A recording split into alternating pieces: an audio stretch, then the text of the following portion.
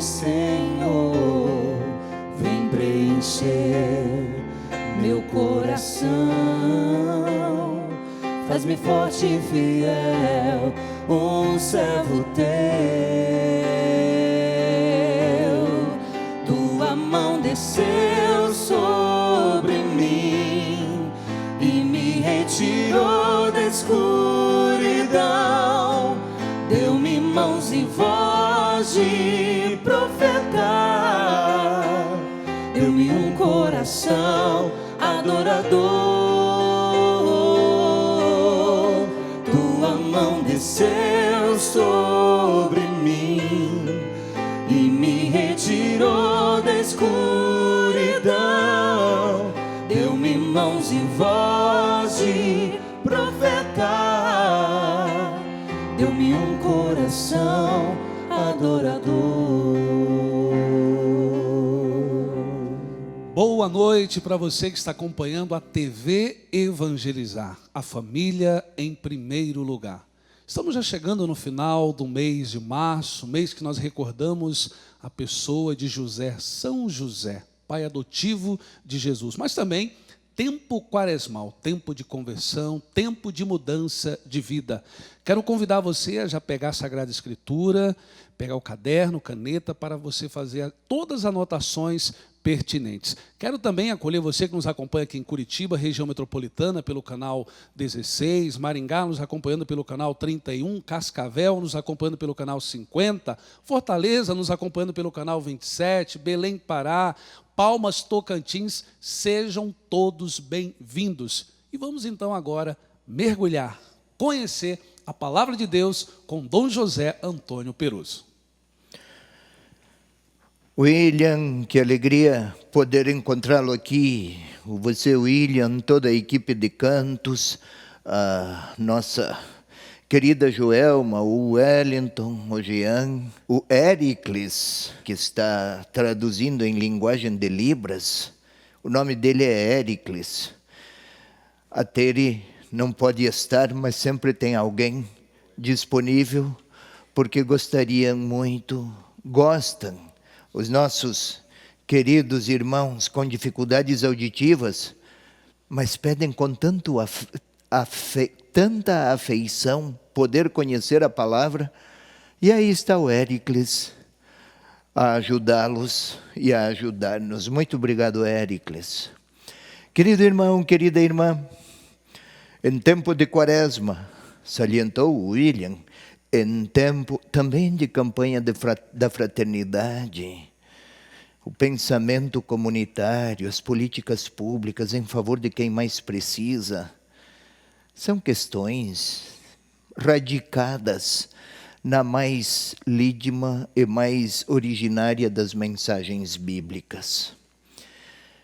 Mas vamos lá, nós estamos aqui para conhecer a palavra. E o nosso texto de hoje, o que vamos estudar hoje, você pode ver, querido irmão, querida irmã, tenha a sua Bíblia em mãos, conhecendo a palavra, Jesus no templo durante a festa das tendas. Se recorda bem, se bem se recorda, meu irmão, minha irmã, da outra vez, Jesus pretendia permanecer na Galileia, e até o evangelista retrata, permaneceu, Jesus não foi a um primeiro momento. Isto porque seus irmãos, assim fala o evangelista, seus irmãos, aquele povo de Nazaré e da Galileia que conhecia Jesus, sua história, e já tinha notícias sobre os sinais que ele fizera. Estes irmãos insistiam: vai, manifesta-te, mostra-te, revela, confere evidências a quem és e ao que fazes. Mas se recorda bem, estou aqui a lembrar,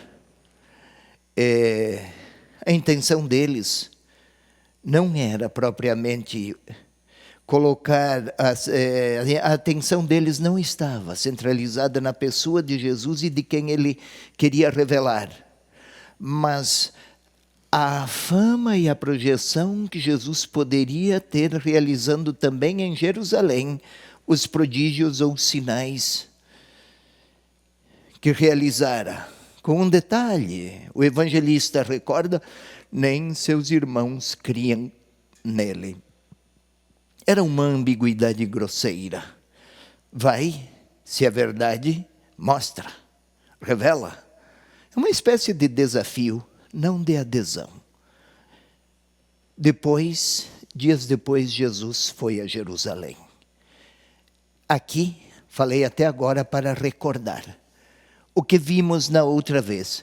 Mas nosso texto de hoje, agora Jesus já foi a Jerusalém. E lá na festa das tendas, muito popular esta festa, pôs-se a ensinar nos pórticos do templo. É o texto de hoje, é a palavra de hoje. João 7, versículos 14 a 30. Vamos, como sempre, cada texto que lemos, que estudamos, para estudá-lo e compreendê-lo é preciso também aceder ao seu contexto. É sempre assim. Não podemos olhar uma parte ignorando o todo. Desfigura-se a parte e empobrece-se o todo.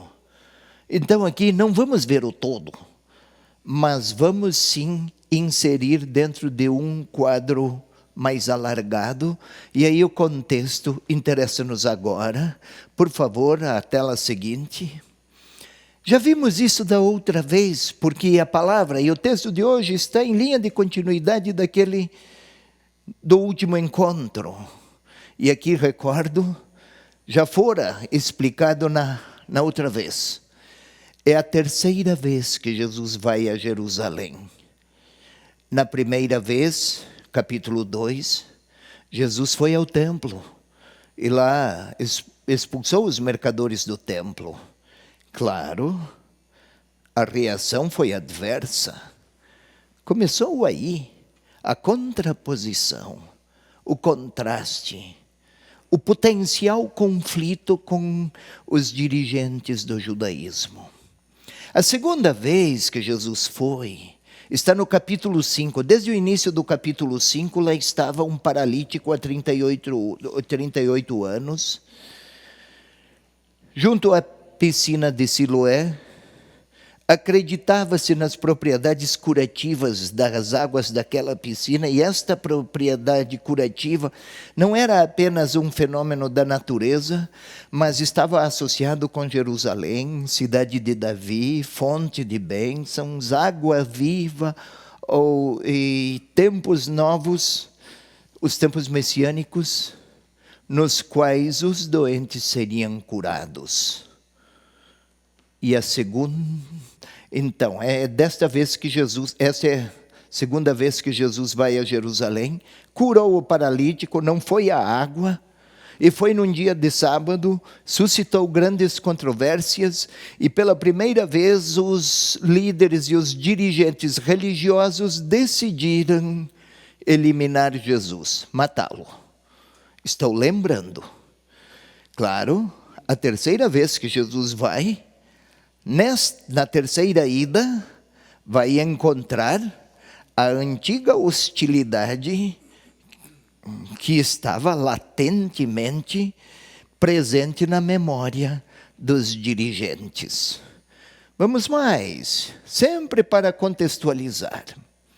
Ainda, meu irmão, minha irmã, se observar bem na sua Bíblia, pode ler depois, dos capítulos 7 até o capítulo 10, o texto trata da permanência de Jesus em Jerusalém. Permanece por lá mais tempo. E quase sempre que Jesus fala alguma coisa, é no templo que ele o faz.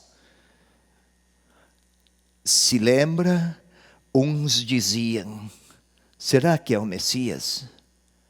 Predispostos a aceitá-lo como tal.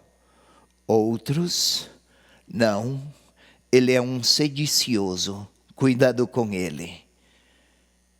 Entre a multidão havia divisões. Entre os dirigentes havia contraposições, hostilidades e também determinações muito, muito agressivas. Eliminá-lo. Tudo isso no capítulo 7. Ainda é preciso contextualizar um pouco mais. Vamos à outra tela então. É preciso, aqui no capítulo 7, é preciso observar, Jesus fala, discorre.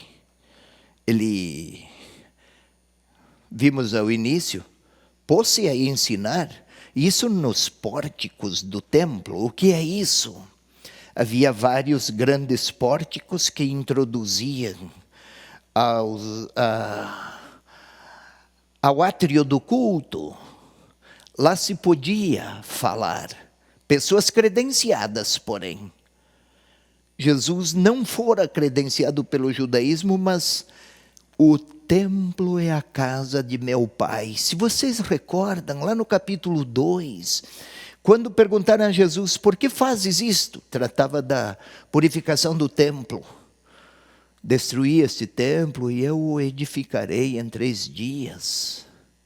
Isto é, Jesus é o novo templo, é o novo lugar de encontro com Deus.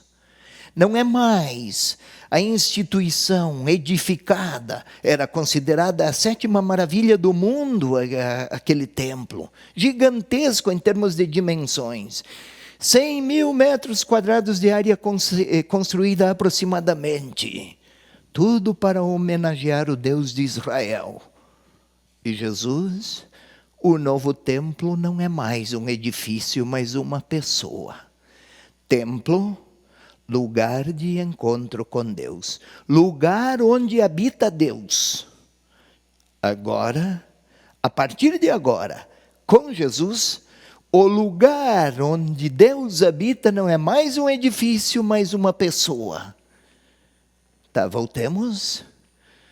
Notar que em todo o capítulo 7, os judeus falam de Jesus.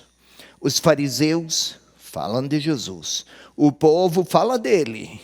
Até Nicodemos, inclusive, fala com sabedoria acerca de Jesus. Falam de Jesus, porém, em nenhum dos versículos de 7:1 a 52, alguém fala com Jesus. O debate é mais um debate entre opiniões, não um diálogo com ele. Só por isso o evangelista está a dizer ao seu leitor: se quer conhecer Jesus, não fique com palavras opiniáticas ou opiniões de A, de B ou de C. Conheça-o.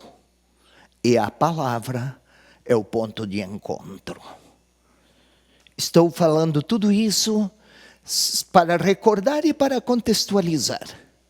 Se não, pegamos textos ou unidades literárias isoladas e fazemos a palavra dizer o que não necessariamente quis que fosse apresentado assim o autor.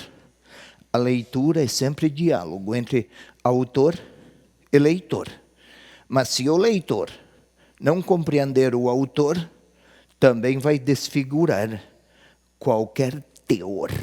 Isso para provocar uma sonância. Vai desfigurar qualquer conteúdo. Vamos mais um pouquinho. E a nova tela ajuda-nos a contextualizar. Isto aqui, a última das contextualizações. É preciso, de alguma maneira, isso que estou a lhe falar, querido telespectador, você já ouviu da outra vez. Mas se não recordar, perde-se o conjunto. E fora dele, a verdade fica, a compreensão fica comprometida. Então não se surpreenda se estou aqui a repetir, não quero ser repetitivo, mas é preciso retomar o que se viu para então compreender os passos que seguem. E no capítulo 7, 1:52, esses versículos, isto é, todo o capítulo 7, este capítulo desempenha um importante papel no conjunto narrativo do quarto evangelho, como você está vendo aí na sua tela. Descreve esse capítulo todo, descreve o passo definitivo de Jesus desde a Galileia para a Judeia. Não se trata apenas de informações de tipo geográfico, de tipo descritivo. Saiu de um lugar e foi para outro como se qualquer lugar servisse. Também o lugar histórico tem uma valência teológica. Vamos ao mapa, por favor. Só para recordar, aqui, também nos evangelhos sinóticos é assim, Galileia. O mar da Galileia, tão presente nos evangelhos sinóticos, também no evangelho de João, mas mais nos sinóticos. Aqui, Galileia, Jesus começou, e sua atuação messiânica começou aqui. Jesus ia para Jerusalém, no caso de João, Jerusalém, onde está Jerusalém, pode ver aqui, Jerusalém. Aqui, mas retornava, quando voltando para a Galileia desde a Judeia, passou por Samaria, encontramos o fato da samaritana, recorda, leitor, recorda, telespectador. Na terceira vinda, Jesus vem, e o capítulo 7 marca essa terceira vinda e Jesus não retorna mais. Vem e debate com os seus adversários no templo, retira-se para Betânia, aqui na Judeia. Betânia, queira ver aqui onde está Betânia. Lá ressuscitou Lázaro, capítulo 10, 11, 12, todo o debate em Betânia. E depois volta a Jerusalém. Aqui, a distância de 8 a 10, não, 8 quilômetros no máximo, talvez menos. É próximo. Jesus não deixou mais a Judeia. Logo a seguir começam as narrativas, lá no capítulo 13, as narrativas do lava-pés e em seguida a paixão, morte e a ressurreição. Desta vez eu me detive mais do que da outra vez em contextualizar. Parece-me necessário compreender tudo isso. E agora sigamos. Por favor, querido irmão, querida irmã, queira acompanhar o William. Eu falei bastante e ele apareceu pouco. Agora é a vez dele. Fiquem com ele, 7, 14 a 30. Quando a festa estava pelo meio, Jesus subiu ao templo e começou a ensinar. Admiravam-se então os judeus, dizendo: como entende ele de letras sem ter estudado? Jesus lhe respondeu: minha doutrina não é minha, mas daquele que me enviou. Se alguém quer cumprir sua vontade, reconhecerá de minha doutrina é de Deus, ou se falo por mim mesmo. Quem fala por si mesmo procura a própria glória, mas aquele que procura a glória de quem o enviou é verdadeiro e nele não há impostura. Moisés não vos deu a lei? No entanto, nenhum de vós pratica a lei. Por que procurais matar-me? A multidão respondeu: tens um demônio. Quem procura matar-te? Jesus lhe respondeu: realizei só uma obra, e todos vós admirais. Moisés vos deu a circuncisão. Não que ela venha de Moisés, mas dos patriarcas, e vós a praticais em dia de sábado. Se um homem é circuncidado em dia de sábado, para que não se transgrida a lei de Moisés, por que vos irais contra mim? Por ter curado um homem todo no sábado? Não julgueis pela aparência, mas julgai conforme a justiça. Alguns de Jerusalém diziam: não é esse que procuram matar? Eis que fala publicamente, nada lhes dizem. Porventura as autoridades reconhecem ser ele o Cristo? Mas nós sabemos de onde esse é, ao passo que ninguém saberá de onde será o Cristo quando ele vir. Então, em alta voz, Jesus ensinava no templo, dizendo: vós me conheceis e sabeis de onde eu sou. No entanto, não vim por própria vontade, mas é verdadeiro aquele que me enviou e que não conheceis. Eu, porém, o conheço, porque venho de junto dele, e foi ele que me enviou. Procuram então prendê-lo, mas ninguém lhe pôs as mãos, porque não chegara a sua hora. Se eu não falho, William, não é procuram prendê-lo, mas Procuravam. Procuravam isso, ótimo. É diferente, procuram, não só por uma razão de tempo verbal, presente ou imperfeito, passado. Não é só por isso. Procuravam, aponta, indica uma atitude duradoura, permanente, constante. Queriam isso como um propósito que perdurava. Não foi algo pontual, de momento. Era um projeto, muito pior. Mas vamos lá. Versículo 14. Meu irmão, minha irmã, com sua Bíblia. Lá pelo meio da festa, Jesus subiu ao templo e começou a ensinar. Este versículo aqui estabelece uma espécie de marco cronológico, lá pelo meio da festa, e topográfico. Subiu ao templo e começou a ensinar. É interessante. Hostilizado que fora, primeiro fizeram a purificação. Capítulo 5, 16 a 18, o propósito de matá-lo. E lá vai ele, justamente naquele lugar, no centro da religiosidade judaica, e pôs-se, centro da religiosidade judaica, começou a ensinar. Esta festa era talvez a mais popular do judaísmo do templo. Do judaísmo, melhor. Afluíam para lá pessoas de todas as partes do mundo conhecido de então. E lá estava Jesus a ensinar. Sua grande autonomia em relação às autoridades fica bem clara aí. Vamos ao versículo 15, então. Temos que andar um pouco rápido hoje. Eu me demorei na contextualização, mas me parecia necessária. Os judeus comentavam admirados. Pode ler o restante, William? Como ele é tão letrado, sem nunca ter recebido instrução? Admirados. Esta forma verbal aqui, particípio, em português, não é nenhum maravilhamento, não é nenhum fascínio. A tradução seria melhor perplexos, desapontados. Revela essa admiração, é uma admiração negativa, quase que chateados, amargurados.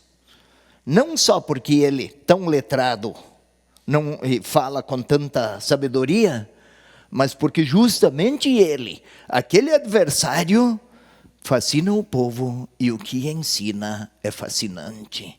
Eis o desapontamento.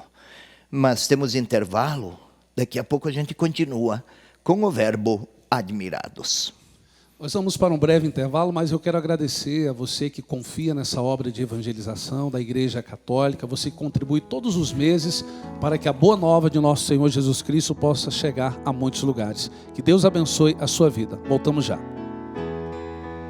Me chamaste para caminhar na vida contigo. decidi para sempre seguir-te, não voltar atrás. Me puseste uma brasa no peito e uma flecha na alma. É difícil agora viver sem lembrar-me de ti.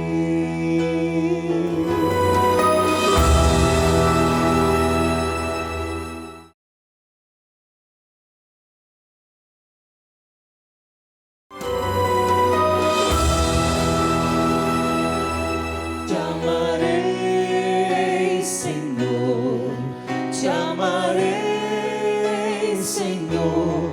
Eu só encontro a paz e a alegria bem perto de ti. Eu te amarei, Senhor, te amarei, Senhor. Eu só encontro a paz e a alegria bem perto de ti. E eu quero aqui saudar várias pessoas nos acompanhando pelas redes sociais. A Flávia de Souza nos acompanhando em Pacajus, no estado do Ceará. Maria Ribeiro, na cidade de Sacramento, estado de Goiás. A Fabiola, Florianópolis, Santa Catarina. Maria Justina, nos acompanhando aqui de Curitiba. E muitos mais, William, em muitos lugares que vou, encontro pessoas que falam, quer do conhecendo a palavra, quer da leitura orante da palavra. Eu não sabia que a Evangelizar podia chegar em tantos lugares. São 65 ou 75 repetidoras, estações pelo Brasil afora? Já passamos de 75 já. Já passamos de 75. Aos poucos, também a palavra chega mediante o som e a imagem da TV Evangelizar. Que Deus sustente esta obra. E a estes todos, ela se sustenta e se mantém pela colaboração de muitos e pelo empenho, o esforço, a criatividade. Vocês não imaginam quanto é caro manter uma estação televisiva. Caríssimo. E vamos mantendo, até sem publicidade. Este povo nos ajuda. Muito obrigado por isso. Mas retomemos aqui o nosso estudo. Você pode ler, William, o que temos aí no versículo 15? Os judeus comentavam admirados. Como ele é tão letrado sem nunca ter recebido instrução?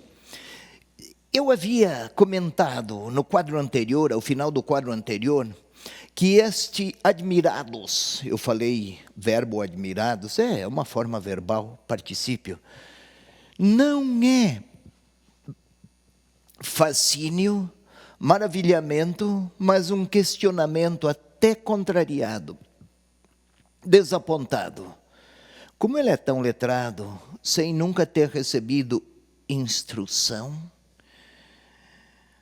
Estão a duvidar da capacidade de Jesus. Duvidavam da capacidade de Jesus de ser também mestre. E eis que ele os desaponta pela capacidade demonstrada.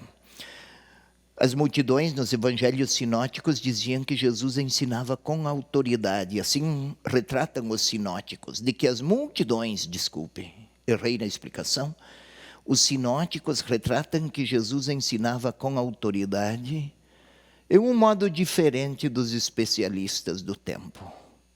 Agora, aqui é João, na sua versão, que escreve, fala desse maravilhamento em um tempo, foi depois dos sinóticos, em que era forte o contraste entre aqueles cristãos, Jesus era judeu, que aderiram ao cristianismo, aqueles cristãos pagãos ou de origem judaica que aderiram a Jesus, e os outros que o repeliam. Era forte o contraste. Por isso o evangelista se detém a explicitar, já no seu evangelho, ele escreve para seus leitores, não para recordar a história passada apenas. Já no seu evangelho, ele ressalta esta contraposição, que será melhor entendida no versículo seguinte. Jesus respondeu: o meu ensinamento não vem de mim mesmo, mas daquele que me enviou. Até então, conheciam Jesus pelos sinais. William, você vai até capítulo 5, João 5, 15 a 16, vai até lá, por favor. Mas até então conheciam Jesus pelos sinais. Mas que se pusesse a ensinar, que Jesus se pusesse a falar, e no pórtico do templo, isso os deixara muito mais preocupados. Então, e fazia o ensinamento de Jesus, ele o fazia com saber. Isto é, não era um saber de tipo teórico, ao modo acadêmico da época. Longe disso. Falava como então? Falava com uma espécie de intimidade. No seu falar, vislumbrava-se, percebia-se uma intimidade com o Pai que até os líderes religiosos judaicos não conheciam. E o povo percebia isso. Aliás, William, deixa eu lhe fazer uma pergunta, a você que é leigo, e a você que é leigo aí da sua casa, que está acompanhando. Vocês percebem quando nós, padres, ao falar de Jesus nas nossas homilias, percebem vocês se falamos com profundidade, com intimidade com Ele, ou apenas apresentamos as ideias de Jesus? Dá para perceber a diferença? Percebemos, com certeza. Ah, é assim? Sabe, eu estou aqui a recordar a você, telespectador, e aos padres e a nós, bispos, que o povo tem radar. Percebe quando a palavra brota, deflui de uma relação de intimidade com Jesus, ou quando é uma espécie de reflexão apenas religiosa. A mesma coisa acontecera lá. E aí Jesus respondendo a eles que o seu ensinamento não vem de si mesmo, mas daquele que me enviou. Eu tinha pedido a você que fosse lá no 5, 17 e 18, William. Você pode ler agora, por favor? O senhor tinha falado antes 15 e 16. 17, 18? Ah, eu falei 15 e 16, mas está um pouco antes, está na sequência. Por favor, 15 e 16. Tá. O homem saiu e informou aos judeus que fora Jesus quem o havia curado. Por isso os judeus perseguiam Jesus, porque fazia tais coisas no sábado. Mas Jesus lhe respondeu: meu pai trabalha até agora e eu também trabalho. Ou seja, o que Jesus fizera era uma não derivação indireta, mas imediata. A atuação de Deus e a atuação de Jesus eram a mesma, e uma só. Então o ensinamento não vem de Jesus e de suas reflexões e de suas intelecções, mas da sua intimidade com Deus. Para os judeus, este é o terceiro choque com Jesus, explicitado. Sua autoridade não é derivada, é imediata. É Deus o garante de suas palavras. Ou seja, se ele está no templo, no pórtico do templo, no lugar público do templo, sob os olhares dos seus adversários, e ainda vai até lá para falar, não é que queria provocar as lideranças religiosas, é que se aquele povo foi a Jerusalém para encontrar-se com Deus, agora Deus se faz conhecer, não mais através do culto pomposo do templo, mas através da pessoa de Jesus. Ele é o Filho, fala a partir do que conhece, de quem o enviou. Vamos ao outro versículo e compreenderemos. O Evangelho de João é sempre muito, o quarto Evangelho, ele é rico de uma densidade teológica para a qual é preciso uma leitura lenta e atenta, senão muitos elementos nos passam. Vamos ao versículo 5, ao versículo 17, desculpe-me. Se alguém quiser fazer-lhe a vontade, saberá se meu ensinamento é de Deus ou se falo por mim mesmo. Se alguém quer ter intimidade com Deus, fazer a vontade de Deus, quem assim pretende fazer a vontade de Deus, saberá se meu ensinamento é de Deus ou se é uma palavra dele próprio. A pretensão de Jesus aqui, como critério de verificabilidade, qual é? A vontade do Pai. Mas não se trata aqui de uma vontade do Pai em sentido moral ou ético, de certo ou errado.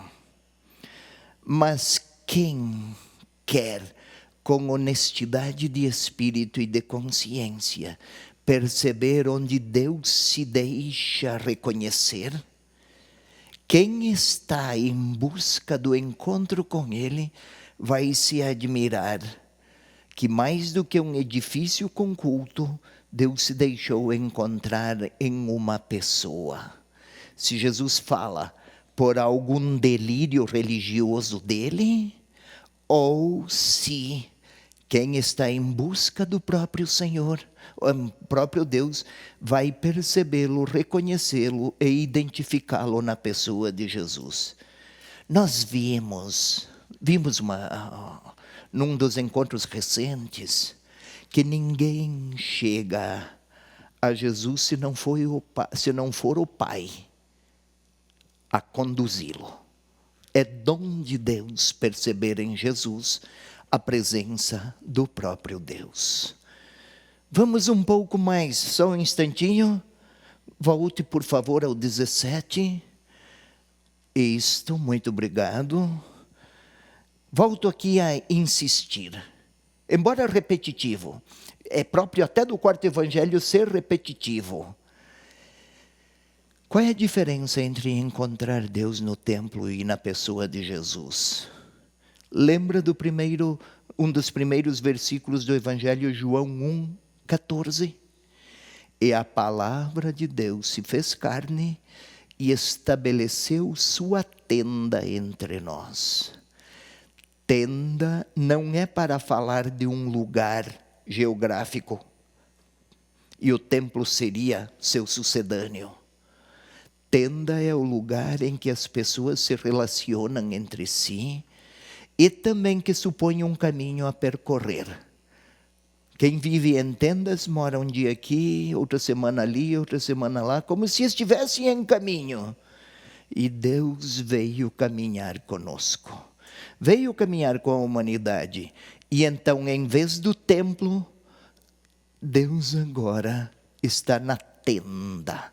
Ou seja, o Filho de Deus se fez carne.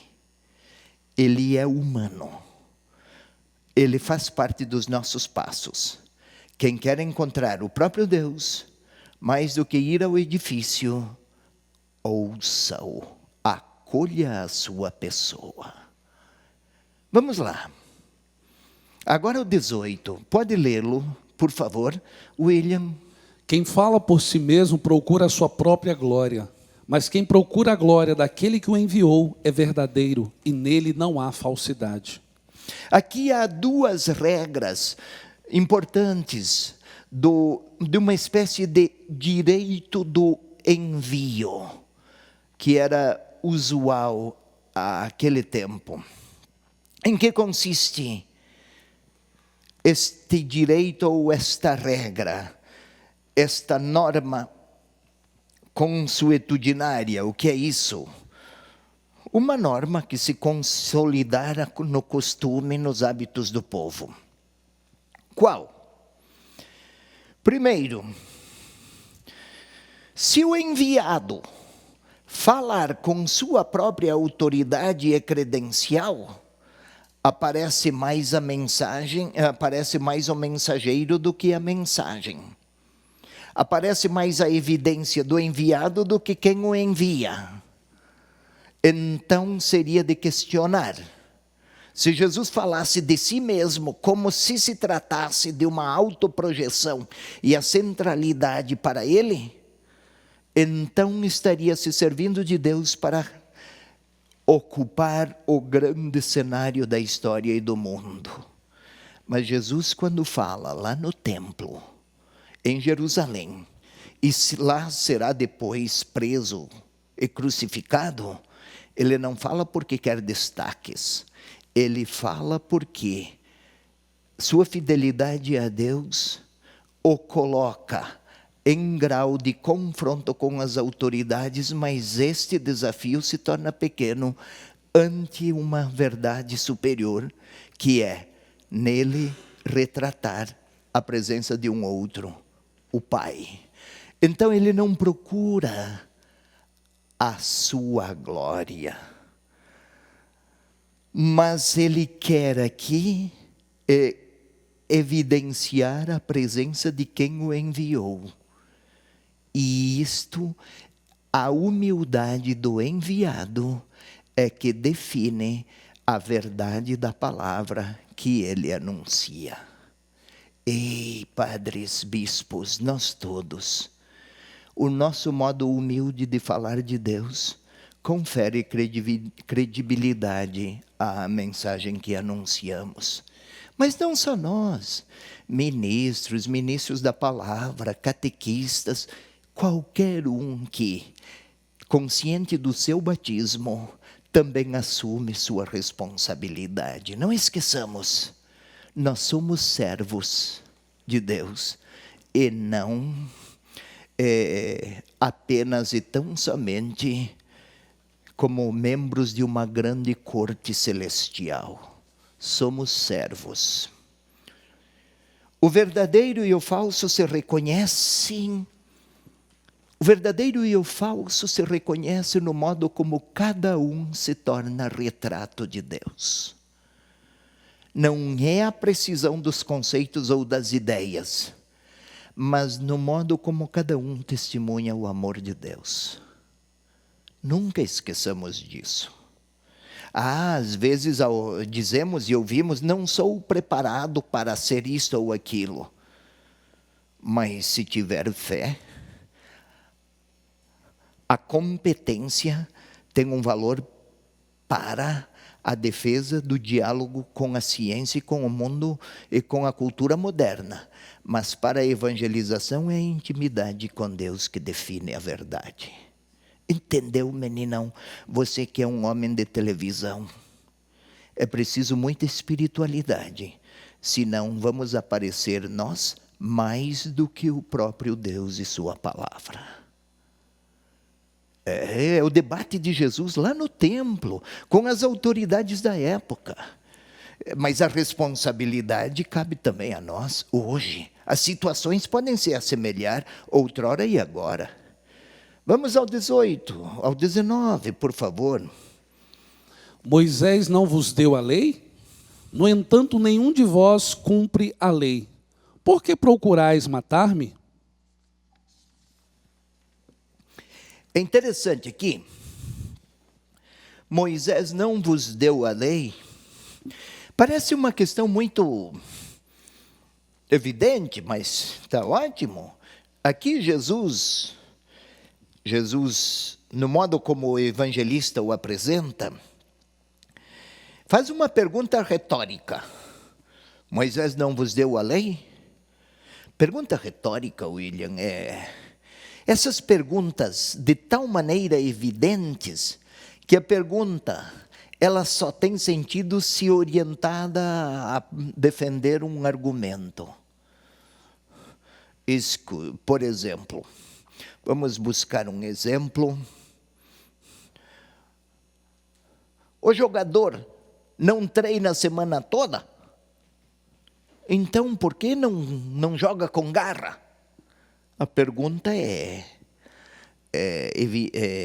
retórica. Não treina a semana toda? Então, por que não joga com vontade agora?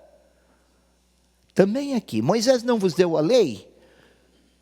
Este é uma pergunta cuja resposta a resposta é evidente, mas por que então a formula?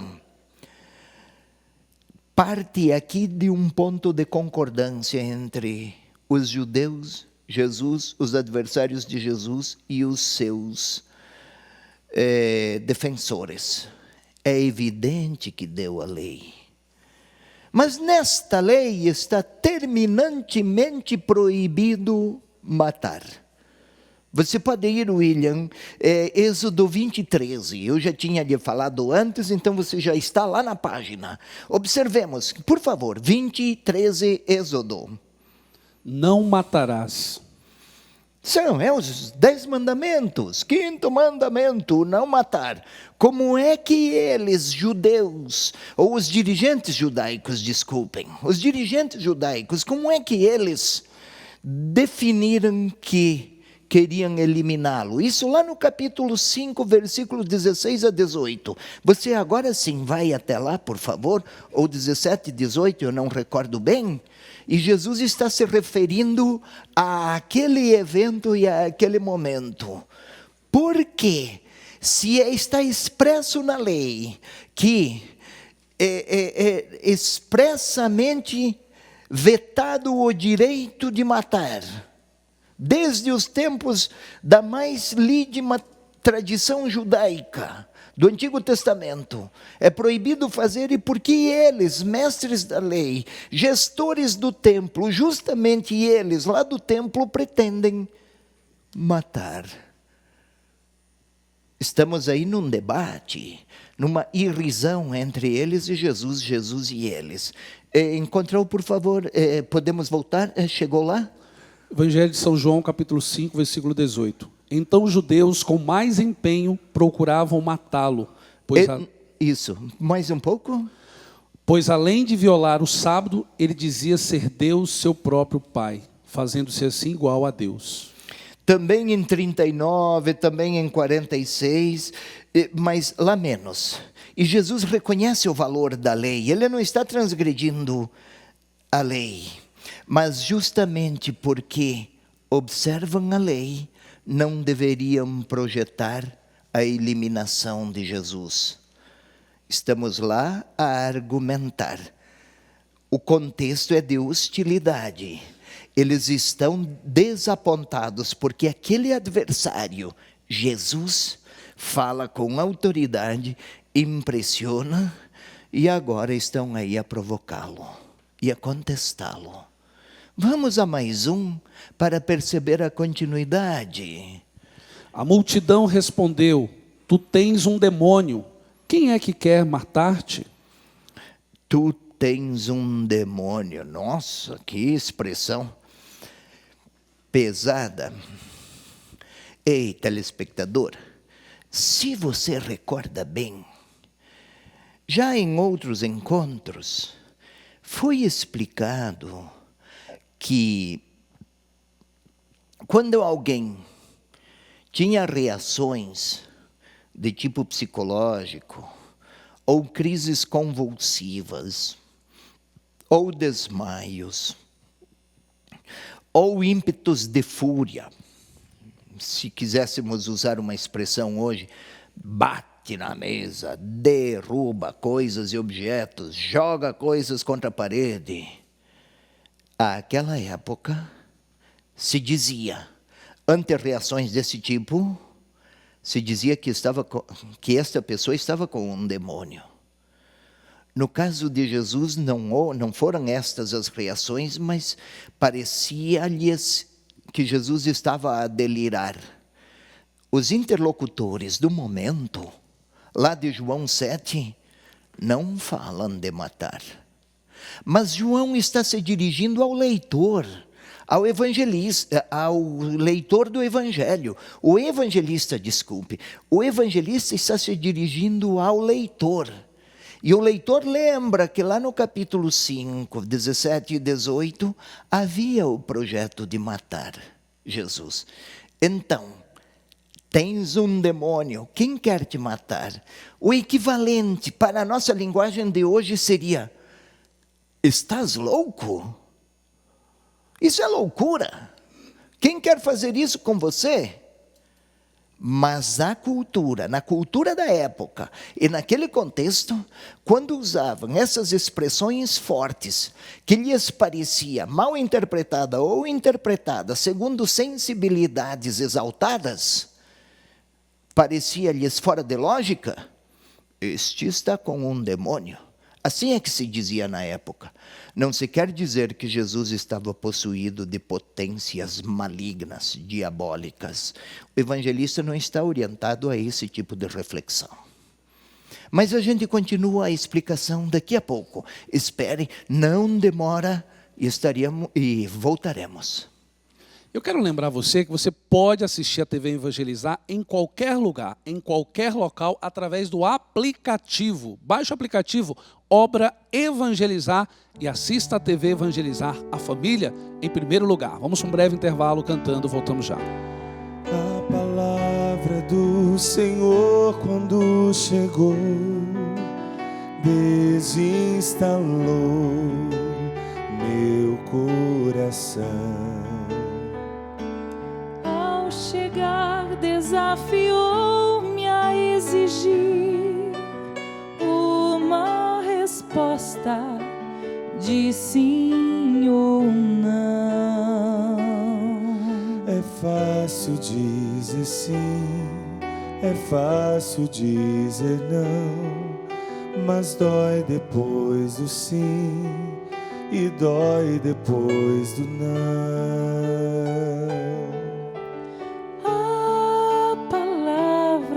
Do Senhor, depois que ela passou, nada mais será do jeito que já foi.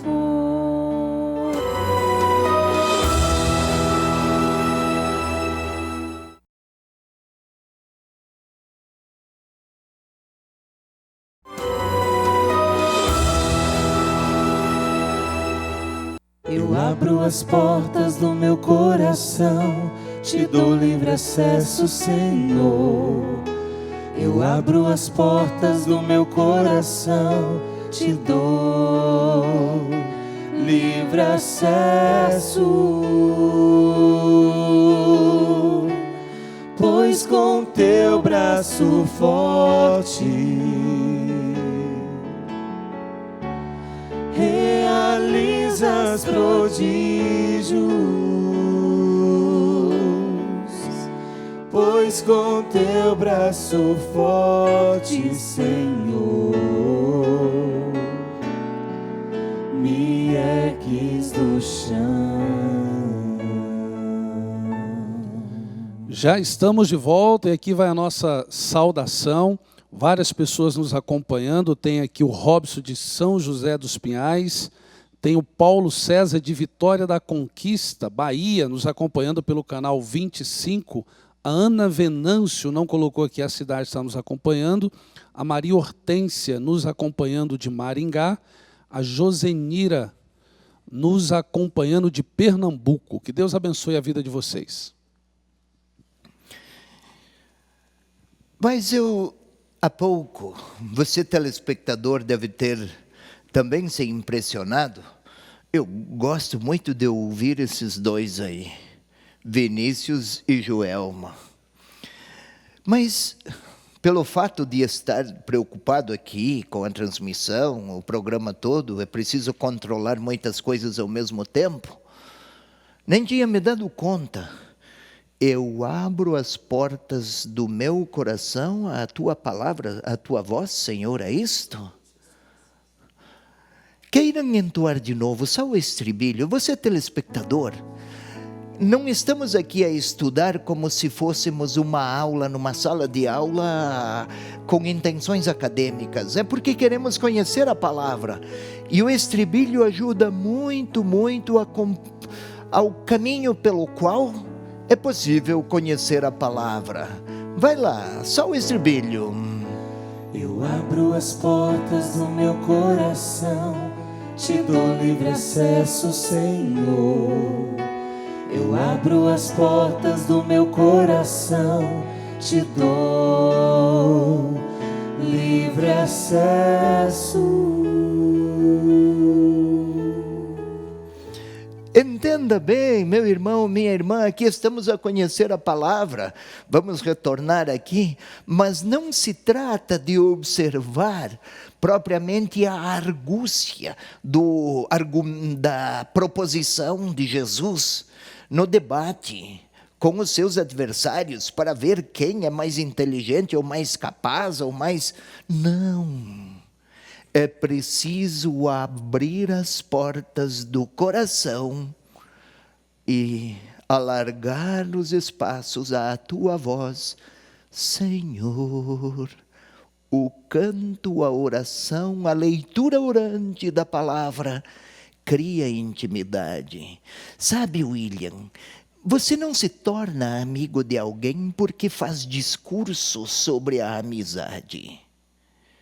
Você se torna amigo de alguém se cultivar relações de amizade. Telespectador, ninguém vai amar uma pessoa porque ouviu discurso sobre o amor. O discurso, a elaboração e a reflexão vêm depois. É necessário, é evidente, não pode faltar, senão nos tornaríamos, no caso da palavra de Deus, ou ingênuos ou fundamentalistas. Nada tão agressivo à verdade quanto essas ingenuidades ou fundamentalismos grosseiros. É sempre uma forma primitiva de interpretar o fundamentalismo. Mas se quisermos conhecer Jesus Cristo, é o que eles cantaram, abrir as portas do coração.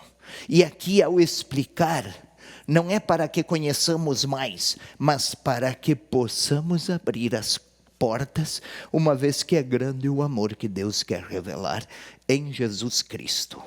Mas vamos lá, sigamos, por favor. Você queira ler outra vez, William, 7:20. A multidão respondeu: tu tens um demônio. Quem é que te quer matar? Isto, só para retomar. Você está louco? Tu estás louco? Quem quer fazer isso? A que está se referindo Jesus? E aí o versículo seguinte nos ajuda. Por favor, ao 21.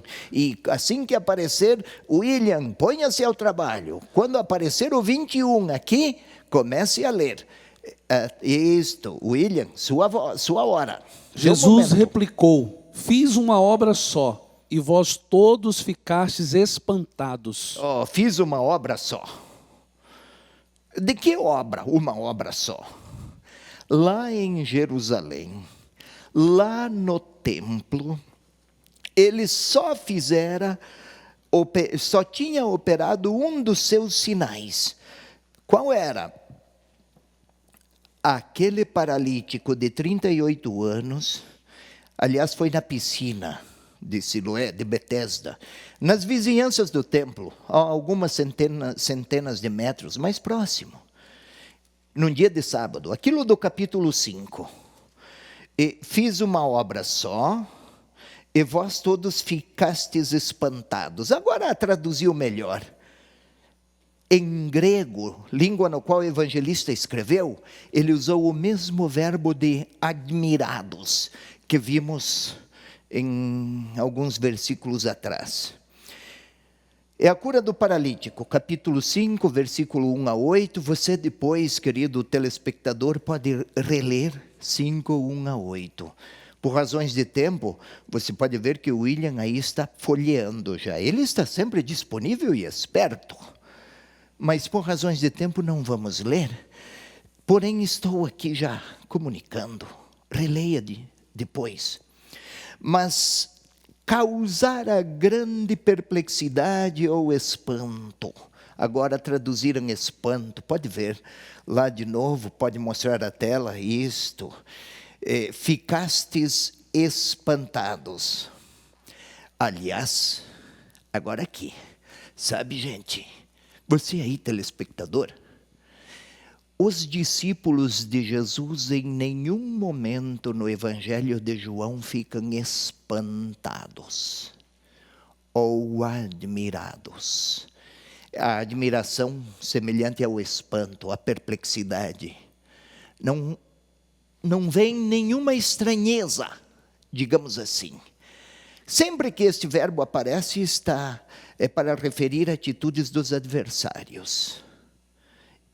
Eles ficaram espantados porque Jesus curara e porque o fizera num dia de sábado. Quem poderia se atrever a transgredir o mais severo e sagrado, o mais sagrado dos dias, que era o sábado, e para cuja transgressão prevaleceriam as mais severas das sanções religiosas. E Jesus faz isso. Por isso o espanto. Os discípulos, aqueles que conhecem Jesus, não se espantam, maravilham-se. Os que não o conhecem ficam desapontados e perplexos. E põem-lhe resistências, porque Jesus transpõe os critérios da lógica humana. Já faz tempo, desde os dias do profeta Isaías, o Deutero Isaías, lá pelos anos 550, os meus caminhos não são os vossos caminhos, os meus pensamentos não são os vossos. Depois, nos sinóticos, Pedro, afasta-te de mim, falou o Senhor, não tens os pensamentos de Deus. Agora aqui, os que não têm os pensamentos do próprio Senhor, espantam-se. E a sua obra, em vez de a obra de Jesus, em vez de suscitar fé, está a instigar reações contrárias muito fortes. Com qual Deus vamos ficar? É isto que o evangelista propõe ao seu leitor. Aquele do templo, dos dirigentes, ou aquele que Jesus Cristo veio revelar? E isto vale para nós também. Hoje, com qual? Aquele que Jesus revelou? Ou aquele que muitos, até desfigurando-o, propõem? Não esqueçamos que para seguir Jesus, se ignorarmos a cruz, vamos procurar apenas um Deus de sucesso e de triunfo. E aquele revelado por Ele, aquele foi até Jerusalém, abraçou a cruz e perdoou até na hora da crucificação. É um amor que suplanta qualquer critério humano. Sigamos um pouco mais. Observemos. O verbo, pode voltar, por favor? Espantados descreve mais o escândalo. Já expliquei aqui escândalo. A palavra grega skandalon é como uma pedra no caminho. E quem está a caminhar tropeça e cai. Daí, dessa imagem transferiram para o âmbito religioso. Tropeça no seu caminho, porque Jesus, neste caso, para aqueles do templo, era um escândalo, uma pedra de tropeço. Vamos tirar esta pedra daqui. Agora sim. Isto, William. Moisés vos deu a circuncisão, embora ela não venha de Moisés, mas dos patriarcas. Por isso, fazeis a circuncisão mesmo no dia de sábado. E de novo Jesus a contrapor-se. Agora o tema é a circuncisão. Está quente, está acalorada a relação tensa de Jesus com os dirigentes judaicos. E é nesse contexto que daí vamos compreender este versículo. Moisés vos deu a circuncisão. Antes, a pergunta era uma pergunta retórica. Não vos deu Moisés a lei? Então, se na lei está expressamente vetado matar, por que quereis matar-me? Se querem partir de argumento fundante para Jesus, para os adversários e para Jesus, a lei, os 10 mandamentos, o decálogo. Por que querem matar-me? Agora vem outra. Moisés vos deu a circuncisão. Por isso, fazeis a circuncisão até mesmo no dia de sábado. Sabe, era hábito na cultura do tempo e até motivo de humilhação. Os estrangeiros ridicularizavam dos judeus pelo fato da circuncisão. Mas era tão seguro e a obrigação era de tal maneira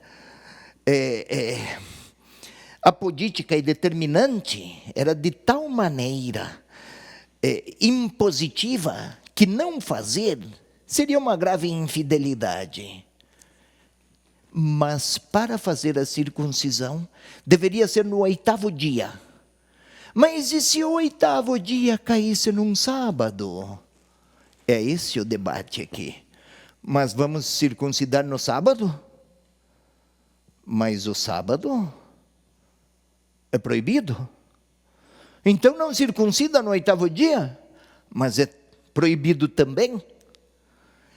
Essa aparente incongruência da lei, segundo a interpretação, segundo o critério e a interpretação dos mestres da lei da época, essa incongruência serviu para que Jesus, o evangelista, colocasse na boca de Jesus, ou então, houve esse debate realmente, e o evangelista o apresenta, num contexto de argumento e de confronto. Mas não esqueçamos. Pode voltar ao versículo anterior, por favor? Fiz uma obra, a cura do homem paralítico. Foi num sábado. Não esqueçamos. Agora volte, por favor. A circuncisão é permitida, até em dia de sábado. E aí a resposta, o argumento de Jesus, que vem no versículo seguinte, pode nos ajudar. Vamos lá, fiquemos atentos, por favor. Vai ao versículo seguinte. Leia lentamente, William. Então, se alguém pode receber a circuncisão no dia de sábado, para não faltar com a lei de Moisés, por que estáis indignados comigo por ter curado um homem todo em dia de sábado? Ou seja, senhores mestres da lei, podem circuncidar no sábado. Isso para pertencer ao povo de Deus, ao povo eleito. Não está certo? Não concedem que possam circuncidar no sábado? Sim. Qual é o erro? Se eu curei um homem inteiro, não apenas a circuncisão, num sábado? Porque o debate continuava o sábado. Isto é, Jesus parte de um assim chamado argumento a minore ad maius. Assim se fala em latim. O que é? Toma como referência um fato menor e parte dele para chegar ao maior. Às vezes, a gente elogia alguém. Nossa, mas você fez um belo jogo de futebol hoje, né? Aí ele, você não viu nada ainda. Vai ver quando eu jogar para valer. É do pequeno jogo para o grande jogo, a minore ad maius. Agora aqui, mesma coisa, a circuncisão é possível, é permitida. Acaso Deus estaria a proibir que seja curado um homem todo no dia de sábado? Isto é,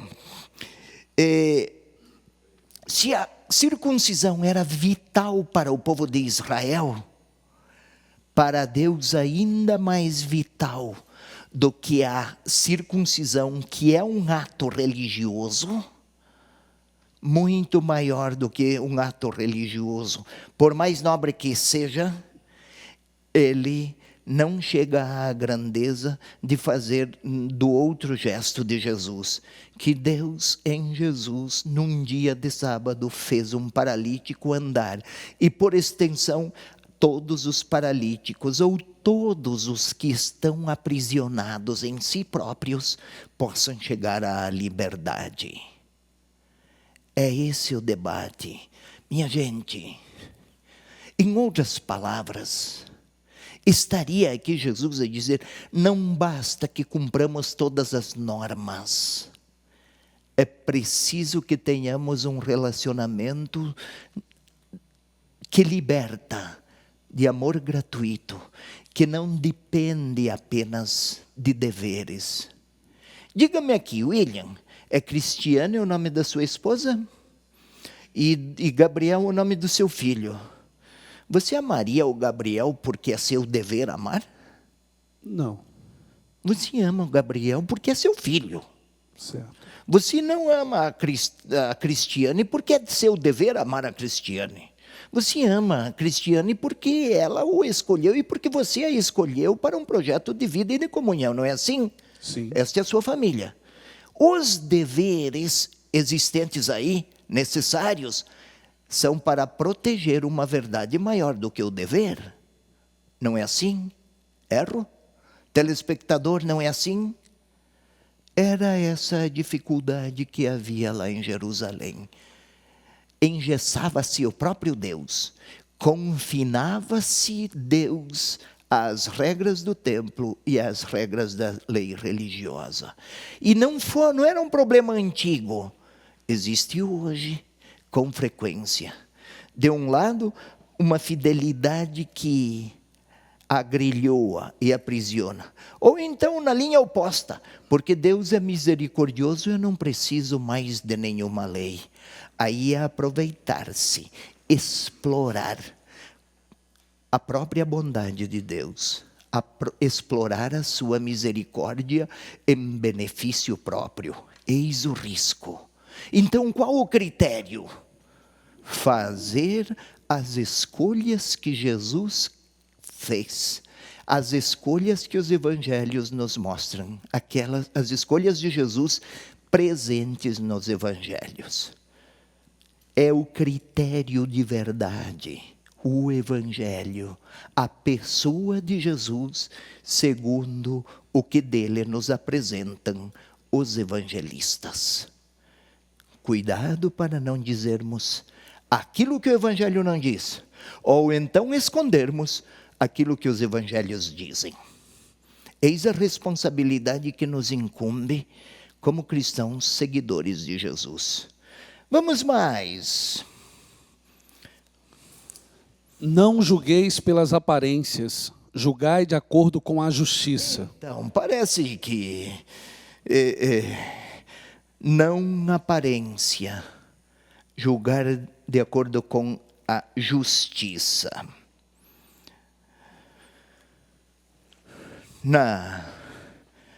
Voltando ao tema de Jesus e do diálogo com eles. A circuncisão não pode esperar. Chegou ao 8º dia, é preciso fazê-la. E então libertar aquele homem paralítico havia 38 anos. Aquilo não era urgência? Aquilo podia esperar? As urgências de Deus são não necessariamente aquelas que nós criamos, mas são urgências regidas pela sua justiça. Justiça misericordiosa. Miséria, cordes, coração. Justiça que olha com coração para a miséria do outro. Esta é a justiça de Deus. A justiça da lei, inclusive religiosa, se descurar, se desprezar a misericórdia, será apenas justiça humana. E então é a recomendação de Jesus lá no templo, para os adversários. Ele não quer vencer adversários. Ele quer sim que não se desfigure a imagem de Deus, que com frequência fora golpeada, mal retratada, por força de uma institucionalidade que aprisionava em interpretações e em intelecções sobre Deus. De novo, o exemplo. Quem faz belos discursos sobre o amor, ama porque sabe fazer discursos, é assim? Não necessariamente. Agora, quem ama terá muito melhores possibilidades para falar do amor. A mesma coisa Jesus, porque conhecia e amava o Pai. Ele falava do Pai com os encantos de quem conhecia o Pai. Era esse o debate presente aí. Então, versículo 25, desculpe, enganei-me, William. Alguns de Jerusalém diziam: não é este a quem procuram matar? Eis a estranheza. Como querem eliminar alguém que fala de maneira tão veemente, de maneira não necessariamente com argumentos persuasivos, mas com testemunhos incontestes? Não é este? Como é que ele fala aqui no templo?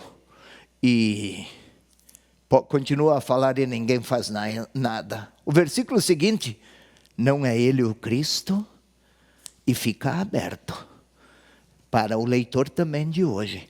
Quem quer crer tem que oferecer sua adesão pessoal.